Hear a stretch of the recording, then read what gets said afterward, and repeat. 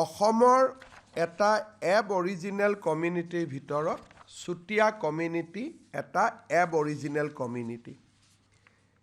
এই খিলঞ্জীয়া কমিউনিটিটোৰ বাবে আমি ACS পৰীক্ষাত আউট অফ OBC কোটা এজন DSP আৰু এজন মেজিষ্ট্ৰেটৰ পোষ্ট আমি এতিয়াৰ পৰা সংৰক্ষণ কৰিম।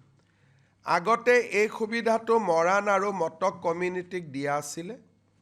এতিয়াৰ পৰা চুতীয়া জনগোষ্ঠীৰ লোকেও এজন DSP আৰু এজন মেজিষ্ট্ৰেট প্ৰত্যেক বছৰে নিশ্চিতভাৱে লাভ কৰিব। অসমৰ এটা এবঅৰিজিনেল কমিউনিটিৰ ভিতৰত চুতীয়া কমিউনিটি এটা এবঅৰিজিনেল কমিউনিটি।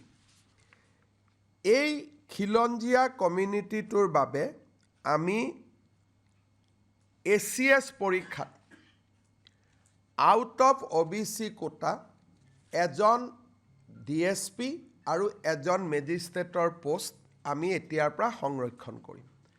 আগতে এই সুবিধাটো মৰাণ আৰু মটক কমিউনিটিক দিয়া আছিলে। এতিয়াৰ পৰা চুতীয়া জনগোষ্ঠীৰ লোকেও এজন DSP আৰু এজন মেজিষ্ট্ৰেট প্ৰত্যেক বছৰে নিশ্চিতভাৱে লাভ কৰিব।